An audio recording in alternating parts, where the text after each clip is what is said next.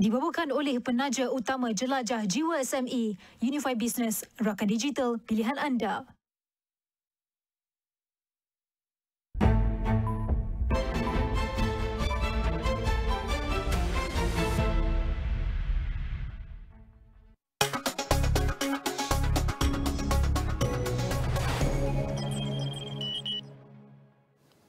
Salam sejahtera, anda bersama saya Nina Rozman dan ini Niaga AWANI. Dan tumpuan pada kali ini kita akan tuju kepada sesi plenary Mesyuarat Menteri-Menteri luar ASEAN ke-58 yang berlangsung hari ini. Pertemuan pemimpin ASEAN kali ini amat signifikan ketika mereka syarikat meneruskan hegemoninya melalui perang tarif kepada semua negara. Pasukan Astro AWANI berada di lokasi sepanjang mesyuarat ini berlangsung dan rakan tugas Syaf Syukri akan membawakan butiran awal. Silakan Syaf. Baik, terima kasih Nina di Bukit Jalil hari ini. Seperti yang Nina sebutkan tadi, saya berada di Pusat Convention Kuala Lumpur ataupun KLCC sempena dengan Mesyuarat Menteri-Menteri luar ASEAN ke-58 sebagai salah satu daripada tunjang kepengerusian Malaysia untuk kepengerusian ASEAN untuk tahun ini. Baik Nina, semalam seperti yang dilaporkan rakan setugas Hasimi, kita melaporkan beberapa perkara utama yang melatari ASEAN ataupun Mesyuarat Menteri-Menteri luar semalam, antara lain menyentuh mengenai fokus utama AICHR di mana Malaysia sambut baik dua perjanjian yang akan dirangka oleh AICHR. Yang pertama akan melibatkan perjanjian terhadap kemampanan alam sekitar dan yang kedua melibatkan keselamatan dan keamanan.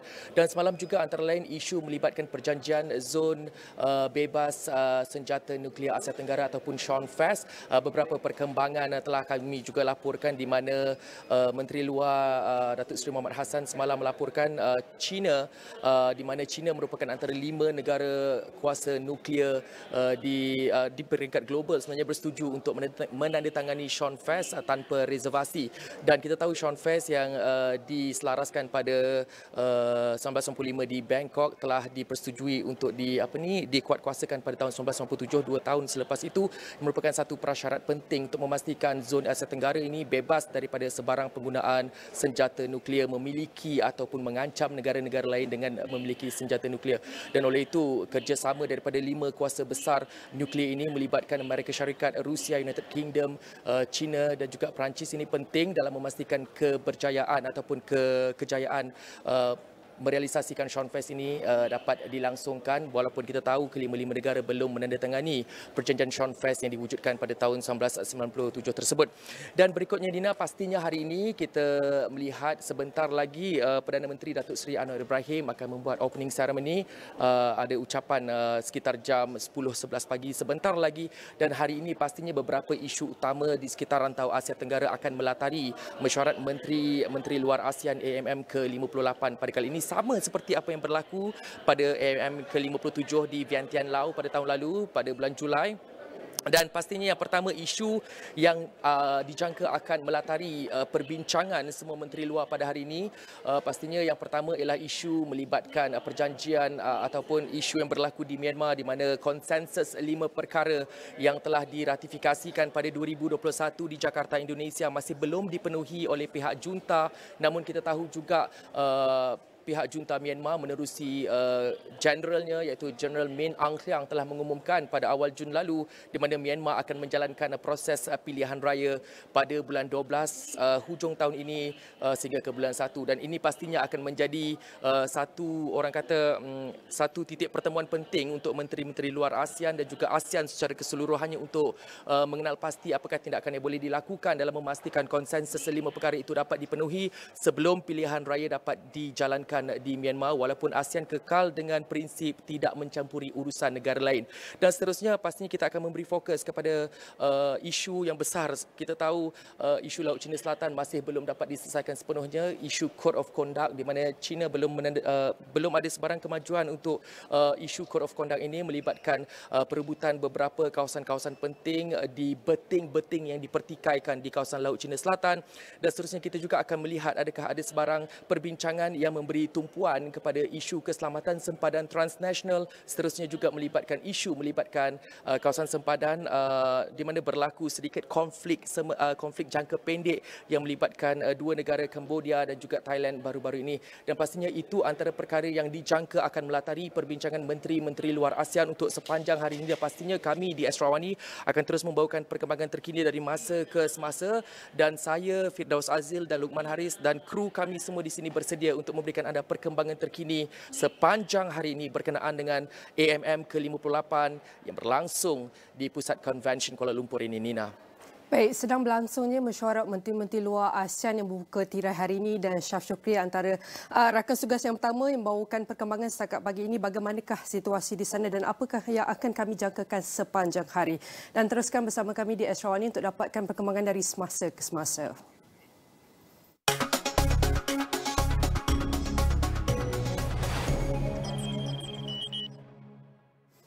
Alright, starting August 1st, the United States will impose new tariffs on imports from at least 14 countries, and Malaysia is on that list.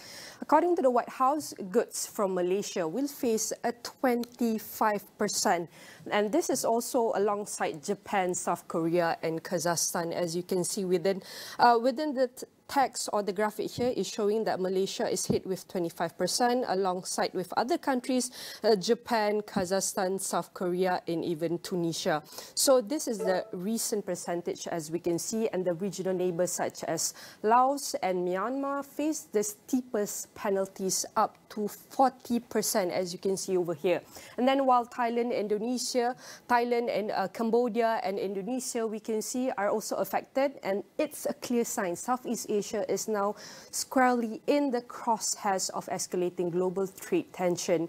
And here why this matter, definitely we want to take a look on this new imposed tariff and how will impact the consumer, business and industry, because in 2024 Malaysia-US total trade surged. So we can say total trade surged to 324.9 billion ringgit, which is 71.4 billion ringgit, an increase of 30% of the total trade in 2024. And if we divided export to United States, it increased to $43.7 billion, which is equal to 198.7 billion ringgit. And also imports from the United States we receive for Malaysia is 126.3 billion, which is equal to $27.7 billion. And we can say that export to the US stood at 198.7 billion, imports from the US total 126 billion. These figures shows that the United States is one of Malaysia's top traded partners, but the new tariffs threaten to erode our competitiveness, particularly in key sectors like electronics, medical devices, rubber and steel. Higher costs, squeeze margins and uncertainty in supply chains. This could trigger a rethink among global investors and manufacturers operating in Malaysia. These trade actions will likely dominate most discussion at the ASEAN Foreign Minister meeting this week in Kuala Lumpur as the region waits a collective response. Because in a world of rising tariff and geopolitical rivalry, unity may be Southeast Asia's best strategy for resilience. And as of 9 July 2025, the global trade landscape has once again entered a period of uncertainty. This comes after the United States announced a fresh list of countries that will soon face new import tariffs, a move that could reshape global trade flows and trade economic ties. So here's the questions. Which countries are safe? Who's still negotiating? And most importantly, where does Malaysia stand? And based on the latest information, only 3 countries have reached early agreements with the United States. We can see the United Kingdom, Vietnam and even China. These are the 3 countries that have reached early agreement with the US. And this country are considered relatively safe for now from the impact of additional tariffs. Meanwhile, negotiations are still ongoing with India and even European Union, EU, and indicating there's still room for compromise before tariffs are imposed on those economies. But for the rest, including Malaysia, Japan, we can say Malaysia, Japan, South Korea, Kazakhstan, Tunisia, and even Taiwan, and several others such as France, Spain and Turkey, no agreements have been reached. In fact, this country have already been identified by the US as targets for the new wave of tariff measure. Let's take a moment to focus on Malaysia. As a trading nation that relies heavily on export, especially to the US, this development raises red flags. Without any formal trade agreement, Malaysian goods may soon face additional duties when entering the American market. That means higher costs, reduced competitiveness and potential loss of market access for our local exporter. And this isn't just a story about trade policy, this is about livelihoods. Because when tariffs go up, business tighten their belts. Prices can increase, export growth slows, and eventually it trickles down to affect the average consumer, the worker, and even the investor. This is why understanding the status of global trade talks isn't just for economists or policymakers. It's for all of us, because the decisions made in high-level negotiations today will determine the cost of goods, job security, and the economic resilience of our country tomorrow. So whether you're in a manufacturer in Penang, a logistic operator in Port Kelang, or simply a consumer at the supermarket, the ripple effects of this tariff shift may soon hit closer to home than we expect. All right, and for that, I'm going to welcome you of our guests to help us understand on the impact of tariffs, especially on the ASEAN economies. I welcome you, our guest, Datuk William Ng, the chairman of Samantha. I want to say thank you very much, Datuk, for joining me. Firstly, we want to take a look at the new imposed tariff from 1st August. Definitely, this has feared a lot of people, from consumer to business and industry and the whole world.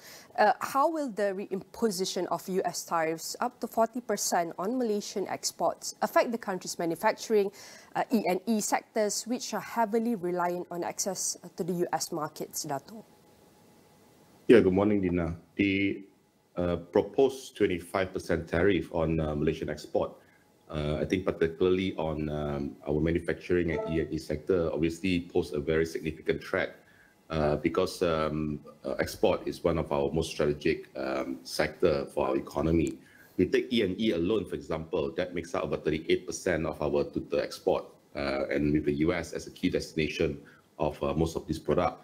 So this tariff is not only about reducing our export or trade with the US, but also erode our competitiveness overnight, and then potentially forcing firms that are using us as a base for advanced manufacturing and of course supply chain operations to consider whether they should continue to be in Malaysia or they should move to our neighbors, for example, Vietnam, which now has a lower tariff than we do. At the same time, I think you're also likely to see disruption in just-in-time supply chain, especially in semiconductors and also components that flow through Malaysia before they reach the US tech giants in this case. So I think if this persists, I think this could even lead to rerouting of this investment, like I said, it's now away from Malaysia to countries where the tariff could be lower, like Vietnam or India. And if this move is permanent, it could weaken our position as a regional supply chain hub. So this new tariff is highly unexpected and could be quite damaging to our position as a supply chain hub. What are the immediate risks to Malaysia's trade surplus and supply chain resilience if no deal is struck by the August 1st deadline? Of course, we are hopeful that since the negotiation is still ongoing, that we should see some kind of a deal that would be favorable to Malaysia by the deadline that has been mandated by the US. But the immediate risk right now is actually the sharp contraction in our trade surplus with the US, which of course could then spill over to our broader balance of payments and currency stability. Because we must always remember that many of our trade, not only with the US, but with other countries, are denominated in the US dollar. So I think this may trigger, if it continues unabated, even perhaps layoffs in the affected sector, and as it weakens our business confidence. And of course, it may even slow our GDP recovery. I think, but more critically, I think Malaysia, is a keynote in the global tech and also EV supply chain in particular. So I think a sudden tariff shock like now could actually prompt some of these MNCs to diversify or relocate. I think in the short term, obviously because investment is a long-term consideration, we don't foresee any of this MNC moving away from, say, Penang to other state. But if they see that this tariff is going to stick, maybe for in the midterm, maybe 3 to 5 years time, it might actually impact that, and it may threaten our long-term viability in our role in a global supply chain, including in areas like chip testing, in packaging, and in advanced assembly.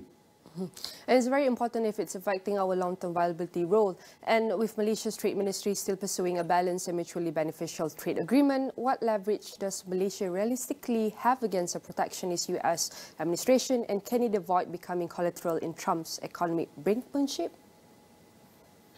I think we know that Malaysia is a small country, so realistically we don't have a lot of negotiation power or even direct leverage against the US, especially under this quite unpredictable administration that's also very prone to being very protectionist. However, I think our strength lies really in where we align to. In this case, within ASEAN as a bloc, within the CPTPP, with our Indo-Pacific trade partners, and also, of course, the multilateral rule-based institutions like the WTO. Some may say that the WTO is no longer functional, but in reality, that is a very strong institution still, and we're quite fortunate that we are strongly aligned to WTO. I think what we need to do is to move swiftly to engage not just with the government of the US, but also with the US business community that benefit from supply chains linked to Malaysia. For example, many of our investors in Malaysia are American companies. So we can, of course, continue to engage with these businesses so that they themselves can apply pressure to their own government to ensure that the tariff comes down, if that is possible at all. I think at the same time, we can also remind the US that we are a crucial partner in its nearshoring and in its China Plus One strategy. So if we continue to disrupt our trade, it also undermine regional stability and push us towards the Chinese supply chain, which I don't think is what they want. And that is some of the impacts on Malaysia from the perspective of tariff.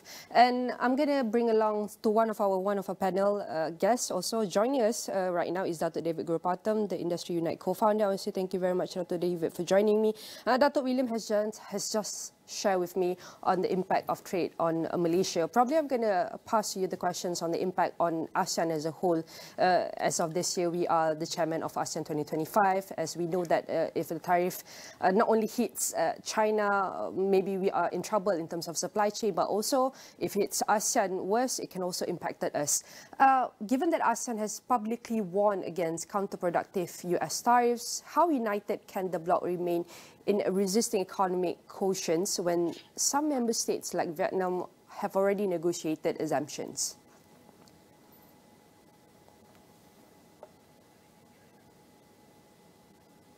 Dato'? Hello? Hello, Dato'. Hello? Dr. David, can you hear me? All right, we are live right now. Oh, okay. Okay, all right. I'm just going to get straight to our questions. So we have also Dr. William with us on the line, and Dr. William has just shared with us the situation of businesses, industry within the whole ecosystem within Malaysia's, and then the impact. And I'm going to bring you along to the next question, especially in the impact on ASEAN. Given that ASEAN has publicly warned against counterproductive US tariffs, how united can the bloc remain in resisting economic coercion when some member states like Vietnam have already negotiated exemptions? Exactly. I think, we've been able to see that actually the ASEAN, we are actually quite fractured in the fact that ASEAN in itself are breaking ranks. That's number one. But more importantly, we haven't seen any framework or any agreement. They haven't announced a common position. They've had meetings. But other than broad statements, we've not seen any cohesion. And that is something that ASEAN country needs to work on right now, because you must also understand the tariffs are different for each country. Cambodia, Vietnam, against Malaysia, it's different. So they'll have to have a common approach. All right, and could this divergence weaken ASEAN's negotiating power and regional cohesion in global trade policy, Dato'? Sorry, repeat the question again. Take a look. Could this divergence weaken ASEAN's negotiating power and regional cohesion in the global trade policy? Absolutely. I think if you look at how the Americans have treated this. They've not engaged with ASEAN as a group. They've gone and imposed the tariffs sort of individually and given different reasons for different countries, right? And I think it's more of a divide and rule concept.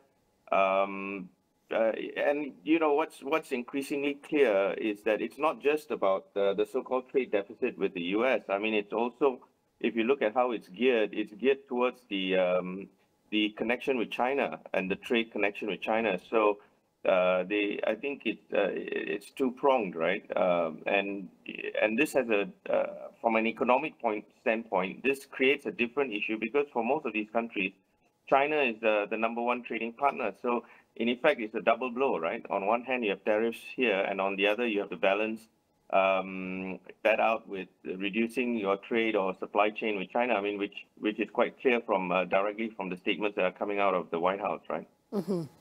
And Trump's escalating tariff, we want to take a look to what extent will Trump's escalating tariffs accelerate ASEAN's pivot toward alternative trade alliances with China, the EU, or BRICS, and how might this reshape global trade flows and diminish U.S. influence in the region? Well, I think, you know, it's inevitable that there is going to be change. There's no way around it. I mean, if you look at the South and South, they have already started the de-dollarization process. Politically, if you look at issues around the world, the South Asian countries, South and South countries, they seem to be have a different political alignment from the so-called Western grouping. And then you have the BRICS countries. Now, the BRICS countries are more cohesive. They have a more common position. And again, you have a situation where de-dollarization is a priority. Now, you must understand most of these countries are not political, right? Most of these countries are not political. They are trading countries. But the problem that we have here is that these countries are impacted by the political decisions, for example, sanctions and things like that. So they have no choice but to come up with a very strong position. So it's not just in terms of trade, it's in terms of de-dollarization. And coming back to your point, Nina, is that what you're going to see is there's no other choice. They are going to have to work together. They are going to have to band together. Now, as much as the West will put a wedge against China, the rest of the countries have to look to new markets, new markets in Asia, in Africa, and so on. So that's going to have to be a position that has to be taken. It's inevitable, if you ask me, yeah? All right. Dato' William, I'm going to ask you the same questions. Probably, how do you see, how might this affect not only the ASEAN or regional trade, but also the global trade landscape moving forward? And how can the MSC, especially the small and small player, prepare for this? I think more than the threat to trade overall, our concern is whether this will dampen consumer confidence overall. I think there's a lot of chain of thoughts here. Some say that, look, this tariff will hurt the Americans more than the exporters, in this case, Malaysia. Mm-hmm. But in reality, if the American consumers are hurt, demand will come down overall globally. And I think that is our fear, that it's going to be a meltdown of confidence. There's going to be a meltdown of a demand. And as a result of that, we'll see a slowdown globally. I think that, to me, is the real risk right here. All right, for Dato' David, probably my last question, what's the preparation for MSCs for them to prepare amidst all of this uncertainty and these challenges? Sorry, can you repeat the question again? It's okay, Dato' David. I'm going to repeat my question. So my last question is, what's your hope or strategy for the MSE, MSMEs and the SMEs preparation moving forward in facing this uncertainty in the global trade world? I think for these companies and these grouping of companies, I think the first thing to do is to look domestically, to be able to open channels to work within the government framework to find solutions together with the government. I mean, I think that's one of the biggest problems that we're facing, and that is the government is making policy, and it may not be in line with what's the realities on the ground now. So deferment of SST and other major policies, the rationalization of our fiscal policy, all of that has to change, unfortunately, and it has to be done in a cooperative and a manner whereby there's a lot of engagement with industry, and I think that's the first thing. The second thing is, of course, we have to understand that I think there was some study that said 50,000 jobs are at stake. So we need to work on that, and more importantly, is inflation, because inflation can reduce our buying power, and eventually all of this will lead to a reduction in the GDP, and a reduction in the GDP has very huge impact, right, including your debt and things like that, servicing debt and the rating and all of this. So it's a very big issue for the country, and I hope that the industry and government can work together, because that's the only way we're going to find a solution. Thank you. Right, definitely moving forward, we have to find endless solution to navigating all the trade pressure and uncertainty of the global trade. Again, I would say thank you very much to our guests and panel for joining us this morning, helping us understand the new imposed tariffs and how it's impacting Malaysia and ASEAN business and regional trade. Again, I would say thank you to Dr. William Ng, the Chairman Samantha, and also Dr. David Gurupatam, the Industry Unit of Co-Founder. And definitely all of our discussion here will be featured in AstroAwani.com and across all social media platforms. Please stay tuned with us as AWANI will bring more updates and discussion on how we can navigate under the US trade pressure right after this break.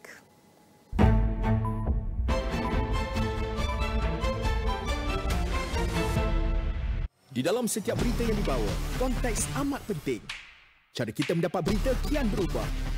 Melalui media sosial maupun saluran digital yang lain serta kaca TV.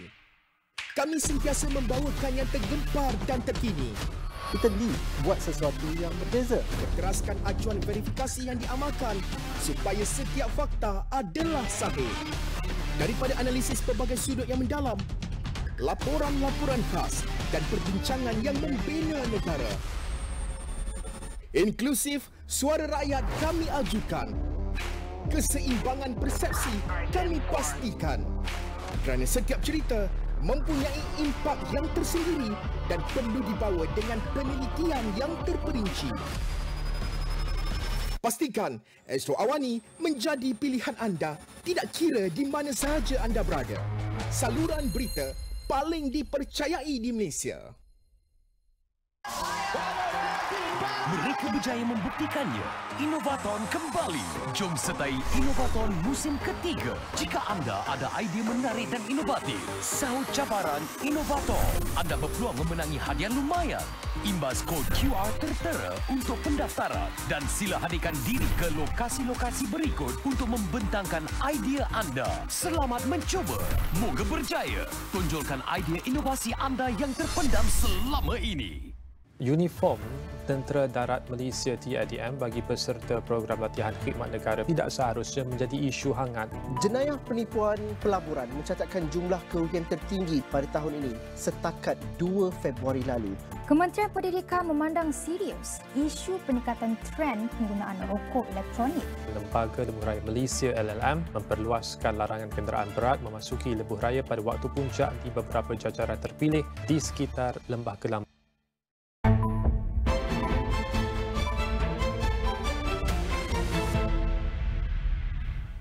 All right, welcome back. For this segment, we are still going to be focusing on navigating the US trade pressure, and this discussion will be focusing on Malaysia's trade strategy negotiations with the United States amid the threat of a 25% tariff.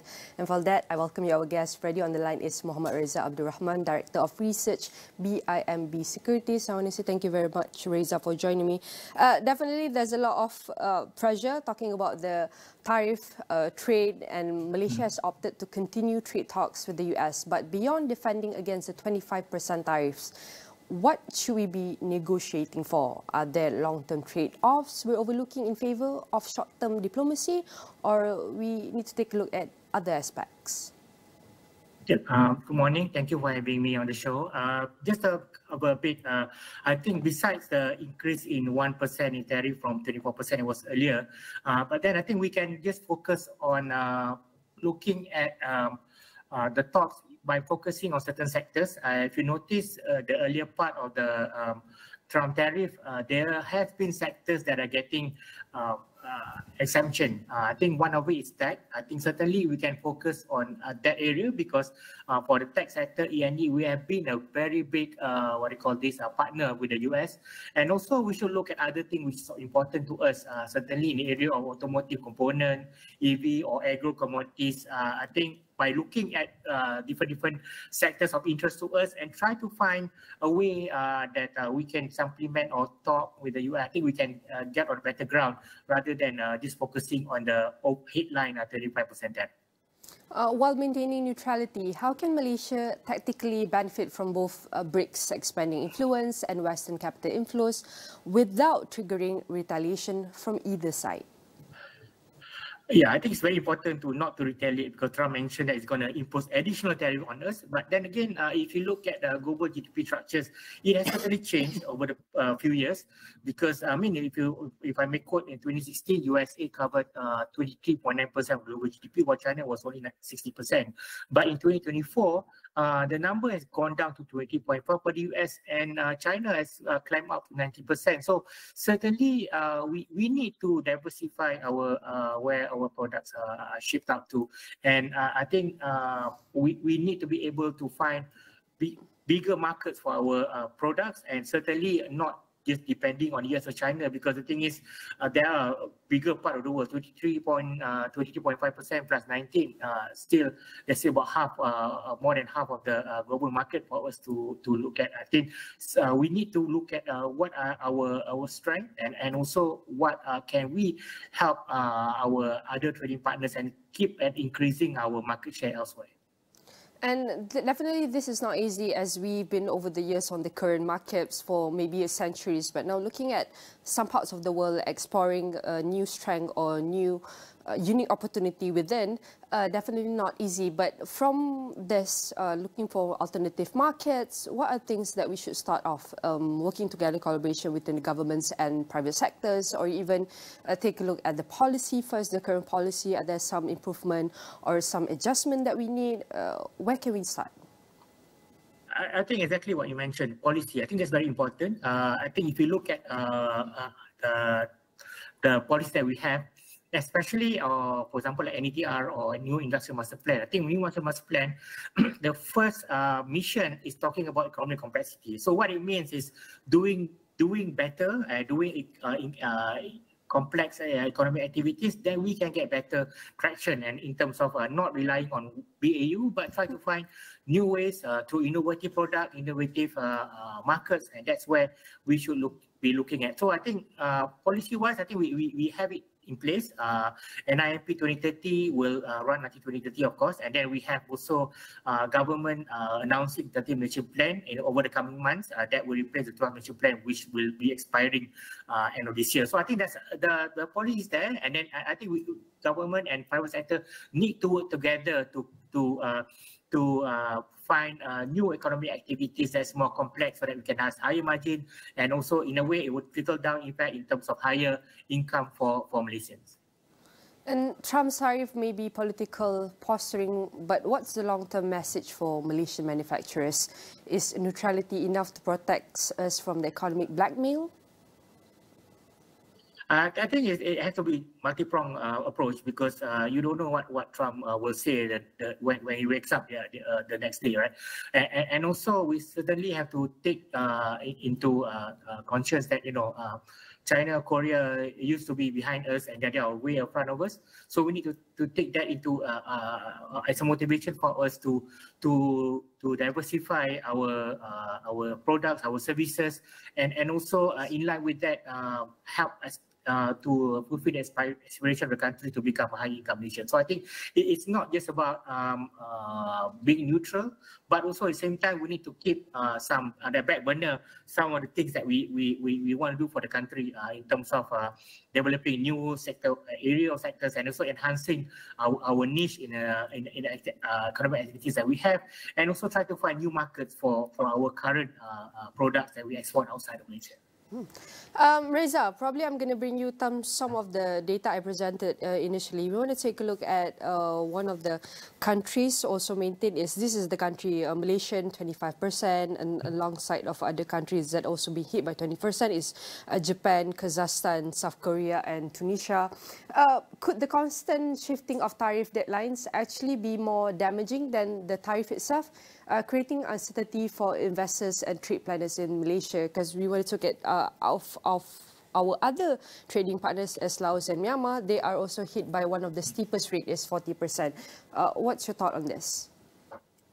I think if you look at the intention between the different kind of tariffs, one of the things that US mentioned is about the concern that they have in terms of how things are done in Myanmar, for example, and Malaysia, of course, there's a tingling concern over the AI chips, right? But I think, of course, the shifting tariff deadline, all these things certainly cause a lot of uncertainty to the investor, because investors want to invest. They don't invest just 1 ringgit or 2 ringgit. They invest billions of ringgit, and that will affect their decision-making process, and also where this investment should find home. I think certainly when we look at what we do, we need to bear in mind that balancing act that we need to play in terms of continuously engaging the investor, because relationship is built over the years, but it can be destroyed over 1-2 incidents. I think that's something that we need to keep in mind. I think the MITI and also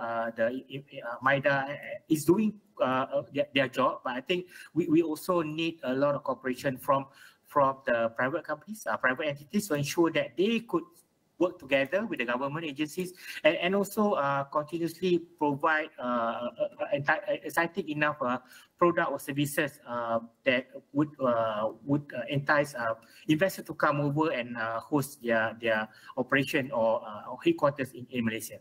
And how can Malaysia leverage its role as the ASEAN chair to push, we can say, a collateral tariff response framework? I think we should certainly take advantage of our chairmanship for Asia, ASEAN, considering that Asia as ASEAN has a very big population, and we all need to work each other, because we are in roots, we are there are a lot of similarities, and also we should not compete with each other. We should go together as a bloc to entice and also to get a lot of foreign direct investment to come over, because I think we have the youth, we have the talent, and we need to increase our skill set and also build our expertise to ensure that we can reap the benefit of FDI, at the same time also increase the income of the people in ASEAN. And then probably my last question is, in this high stakes global trade chessboard, what Malaysia's end game, Mr. Reza? Is it a silent spectator, a strategic partner, or what are we? I think we need to play a different role in each way. Of course, in essence, we need to become a strategic partner, because we want to be destination of choice for not only FDI but also investors. If we can work on that at the same time, quickly rebuild our skill set, because the thing is, it takes more than just strategic partner to entice investor and also investment, right? Because we need to have people with skill set. We need to have stable, political scenario, and also we need to be able to show to the world that hey, ASEAN or Malaysia is a power not to be reckoned with, especially in the eyes of the global investors and also FDI. Alright, again I want to say thank you very much to our guest Muhammad Reza Abdul Rahman, Director of Research BIMB Securities, for joining us and helping us understand what are some of the ways that we can navigate through the US increasingly trade pressure. And definitely all of our discussion here will be featured in Astro, awani.com and across all social media platform. Baik, kita akan beralih kepada perkembangan nilai mata wang ringgit berbanding dengan mata wang dunia, iaitu dolar Amerika Syarikat. Bagaimanakah prestasi setakat pagi ini? Namun kita akan meliti prestasi penutup semalam. Ringgit ditutup rendah berbanding dolar Amerika Syarikat apabila sentimen pasaran melemah berikutan pelarasan dasar tarif timbal balik terbaharu oleh Amerika Syarikat menjelang mesyuarat jawatan kuasa dasar moneteri MPC Bank Negara Malaysia BNM hari ini. Dan pada 6 petang, mata wang tempatan itu susut kepada 4.2365 berbanding dolar. Itu adalah penutupan. Namun setakat pagi ini, ringgit Malaysia berada pada waktu pembukaan sebanyak 4.2545 dan pergerakan nilai mata wang ringgit berbanding dolar Amerika sepanjang tempoh seminggu ini 7 hari mengalami trend yang melemah. Apabila graf ini meningkat, bermakna nilai ringgit Malaysia semakin lemah berbanding dolar Amerika USD. Dan antara pergerakan dalam tempoh 7 hari ini kita dapat saksikan juga antara yang tertinggi telah direkodkan adalah 4.2164 dan antara yang paling lemah kedudukan dalam tempoh seminggu adalah 4.2546. Namun paling penting adalah untuk kita teliti bagaimanakah dalam tempoh 24 jam ini adalah pergerakan nilai ringgit Malaysia selepas pengumuman tarif baharu yang telah diumumkan oleh Amerika Syarikat terhadap beberapa negara termasuk Malaysia yang mengalami peningkatan daripada segi kadar tarif itu sendiri. Dan ini adalah prestasi nilai ringgit Malaysia yang dapat kita bawakan setakat pagi ini. Dan saya akan beralih kepada prestasi BMKFCI dengan bursa Malaysia ditutup rendah untuk hari kedua berturut-turut pada Selasa. Menongkah aliran meningkat pasaran serantau berikutan sentimen pelabur yang kekal berhati-hati susulan kebimbangan terkini terhadap tarif Amerika Syarikat, kata seorang penganalisis. Dan pada 5 petang, FTSE Bursa Malaysia KLCI susut 7.4 mata mewakili 0.48% kepada 1,530.14. Dan prestasi Bursa Malaysia setakat pagi ini ia berada pada 1,529.90. Penurunan sebanyak 0.24 ataupun 0.02%. Dan kita nak lihat bagaimanakah prestasi Bursa Malaysia sepanjang tempoh 5 hari sehinggalah pengumuman tarif baharu. Bagaimanakah ia memberi kesan langsung terhadap pasaran Bursa Malaysia dapat kita saksikan lebih kurang Selasa daripada pengumuman hari Selasa itu. Ini adalah prestasi Bursa Malaysia dan kalau kita dapat lihat pergerakan dalam tempoh 24 jam selepas diumumkan sehinggalah Isnin pagi ini ia berlega-lega antara 1,529.81 sehinggalah 1,529.58 pasca pengumuman tarif baharu oleh Presiden Donald Trump Amerika Syarikat. Dan sekaligus anda dapat menyaksikan bagaimanakah prestasi ataupun kedudukan nilai mata wang ringgit dan juga prestasi Bursa Malaysia. Antara indikator utama untuk kita menyaksikan bagaimanakah prestasi perdagangan di Malaysia setakat ini. Dan kita akan teruskan dengan perkembangan AWANI International.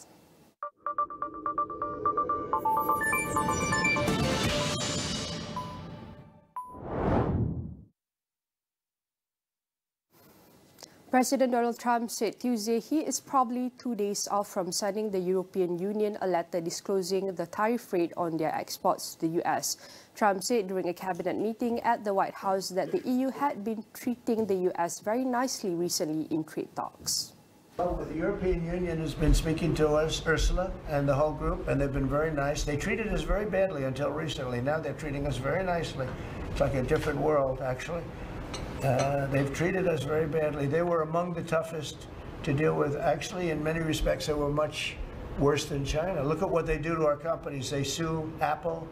They sue Google. 17 billion they got from Apple on a lawsuit that they didn't have a case. They have, judges that are European Union judges. And they take so much money away from our country in terms of that, in terms of other things that they do. They're very tough.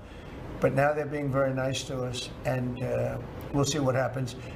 We're probably 2 days off from sending them a letter. We are talking to them. I just want you to know, a letter means a deal.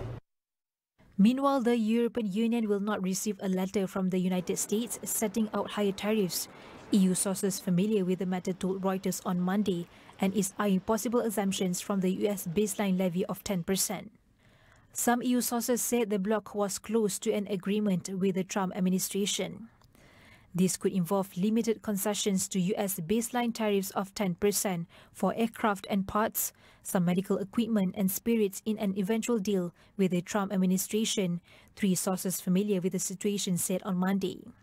Two sources also said that the EU was looking into an arrangement that would allow EU automakers that produce and export cars from the United States to import more EU vehicles at tariff rates below the current 25%. Such an arrangement would benefit German car makers that have large US plants. The European Commission, which had aimed for a balanced and broader trade agreement with the United States, briefed EU envoys late on Monday that EU countries faced a choice between accepting an unbalanced deal or facing more uncertainty. The Commission also said that there were no guarantees that Trump administration would not impose further tariffs or demand further concessions. The EU currently faces 50% US tariffs on its steel and aluminium exports, 25% on cars and car parts, and 10% on most other products. The US is also looking into further tariffs on pharmaceuticals and semiconductors. Meanwhile, Trump said he will announce a 50% tariff on imported copper on Tuesday in an effort to boost US production of a metal critical to electric vehicles, military hardware, the power grid and many consumer goods. US COMEX copper futures jumped more than 10% after the announcement. Trump told reporters at a White House cabinet meeting that he planned to make the copper tariff announcement later in the day, but he did not say when the tariff would take effect. Ones we did steel, as you know, they're 50%. We did aluminum, 50%. Lumber just came out. Why don't you announce copper? And we did cars. And now, today we're doing copper. Copper and lumber. What would that tariff be on? The section tariff? I believe the tariff on copper, we're going to make it 50%. 50%. The Trump administration announced a so-called Section 232 investigation into US imports of the red metal in February. The deadline for the investigation to conclude is in November. The National Mining Association and the American Critical Minerals Association did not immediately respond to requests for comment. Trump on Tuesday said he is planning to announce tariffs on imported semiconductor and even pharmaceuticals, saying the rate for medicines could reach 200%, but that he would give drug makers about 1 year to get their act together. And we'll be announcing something very soon on pharmaceuticals. We're going to give people about a year and a half to come in, and after that they're going to be tariffed if they have to bring the pharmaceuticals into the country, the drugs and other things into the country. They're going to be tariffed at a very, very high rate, like 200%. We'll give them a certain period of time to get their act together. But they were all here, now they all left. They went to other places because we allowed, people that sat in this room allowed it to happen. And I don't allow it to happen. The people in this room don't allow it to happen. So we're going to be announcing pharmaceuticals, chips, and various couple of other things. You know. Treasury Secretary Scott Bessent on Tuesday said the US received about $100 billion in tariff income so far this year, which could increase to $300 billion by the end of 2025. Yes, sir. We will have taken in about $100 billion in tariff income thus far this year, and that's with the tariffs, the major tariffs not having started till the second quarter. So we could expect that that could be well over $300 billion by the end of the year. We don't agree with CBO scoring, but for those who do, the CBO scored tariff income over the next 10 years at $2.8 trillion, which we think is probably low. The S&P 500 ended Tuesday choppy session, slightly lower as investors yearn for clarity on US trade policy after President Donald Trump's latest tariff threats dampened hopes around talks with some trade partners. Wall Street equities had sold off sharply on Monday after Trump warned of sweeping new tariffs on goods from key trading partners such as Japan and South Korea and a range of smaller countries starting in August. Tuesday's moves in US indexes were less pronounced than in the previous session, but the benchmark S&P 500 and the tech-heavy Nasdaq spent the session flitting between red and green as investors looked for direction from tariff headlines. Overall, stocks today are taking the information about the tariffs in stride. Most of the activity that we saw yesterday has not continued into today, specifically the Tesla move. And I think that investors continue to kind of take everything in stride, taking profits where it makes sense, but not really moving into anything just yet, because we're still waiting to hear how the new tariffs and potential reciprocal tariffs, now that they're being extended, might impact things like semiconductors, pharmaceuticals, and the like. I think that the administration is losing some of the threat as they continue to show that they're willing to bend the rules, and they're not standing hardline on these deadlines because they realize that these tariffs would be bad for the economy, not great for America. And as a result, the threats are not having the intended effect on the countries that they're intended to target. Trump appeared to broaden his global trade war with the announcement on Tuesday that he would put a 50% tariff on imported copper, while he said that long-threatened levies on semiconductors and pharmaceuticals were coming soon. The US president said trade talks have been going well with the European Union and China, but added that he was only days away from sending a tariff letter to the EU. The market's cautious mood contrasted with the wild volatility that was unleashed after Trump's April 2 Liberation Day tariff announcements, which pushed the Nasdaq down sharply to confirm a bear market and send the Dow and the S&P 500 into a correction. Since then, Wall Street has rebounded to regain lost ground, with the Nasdaq and the S&P 500 powering to fresh record highs last week as a solid labour market report helped ease fears of a recession. All right, now let's break it down what's happening in the US market. I'm going to start from one of the biggest sectors within the software or infrastructure, which is the technology within the S&P 500, with Microsoft is up by 0.22%, and also semiconductor is also up. As of this morning, is also increased by 1.11%. We can see within all of the companies of semiconductor performance is increasing as of this morning, but only for one is Broadcom Incorporation is only facing a decrease by 0.87%.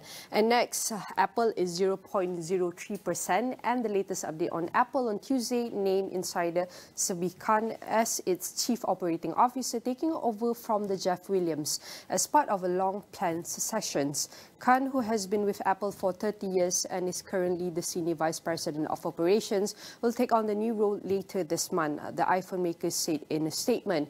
Before joining Apple's procurement group in 1995, he worked as an applications development engineer and key account technical leader at GE Plastics. Williams will continue to report to CEO Tim Cook and oversee the company's design team and Apple Watch. The design team will report directly to Cook after Williams retires later in the year, and that is the recent updates for the Apple. And next is also Google, down by 1.38% as of this morning, but for Meta is the opposite. It increased by 0.32%. And the recent update on Meta Platforms has acquired a nearly 3% stake in eyewear maker EssilorLuxottica amid growing consumer interest in AI-powered wearable devices. Sprucing up its wearable technology with artificial intelligence capabilities could help Meta attract new users as it invests billions of dollars in bolstering its AI infrastructure. According to Bloomberg News, Meta bought a stake worth around 3 billion euros, which is $3.52 billion in EssilorLuxottica at the current market price, and is considering further investment that could build its share to around 5% over time. The social media giant teamed up with Oakley to release AI-powered smart glasses last month, expanding its push into wearable tech after the success of Ray-Ban Meta glasses, millions of which have been sold since their launch in 2023. The Oakley Meta HSTN will feature a hands-free high-resolution camera, open-ear speakers, water-resistant, and Meta AI capabilities. Chief Executive Francisco Milleri had said in February that EssilorLuxottica planned to boost its production capacity for smart glasses and hopes to expand its collaboration with Meta to other brands. And for Tesla, we can see Tesla is up by 1.32% for one of the biggest automotive companies or industry within the US markets, and Elon Musk planned to launch launch a new political party. The America Party raises political risk for Tesla with limited financial upside. Musk's earlier support for Donald Trump boosted Tesla shares after the presidential election as investors anticipated favorable treatment for tech initiatives like autonomous vehicles. However, aggressive cost-cutting at the Department of Government Efficiency triggered consumer backlash, hurting Tesla sales. Musk excited his government role in May after relations with White House officials soured. Investors hope Musk's return to Tesla would stabilize the company, while optimism remains for future products like robotaxis and humanoid robots. Current performance is weak. Analysts have cut earnings forecasts by nearly 50% since January. Despite a 6.5% drop in early Monday trading, Tesla shares still trade at 126 times expected earnings, according to LSEG, reflecting investors' faith in long-term innovation. Musk may spend heavily to influence next year's midterm elections, but the move risks further distraction. Tesla's robotaxi program faces regulatory scrutiny, and its favorable position in China may be at risk as Musk's Washington influence fades. SpaceX also relies on federal contracts. Tesla shareholders now watch as he takes another high-stakes gamble with uncertain returns. And that is the few updates within the S&P 500. And we can see all of these stocks is categorized by sector and industry, and every size represents the market cap. And this is the update as of July 2025. Definitely, we will bring more updates from domestic to local updates from US and ASEAN markets. And right after this, our program will bring you more updates on the ASEAN Summit meeting. And that is the end for Niaga Awani. I'm Nina Rozman. See you next time.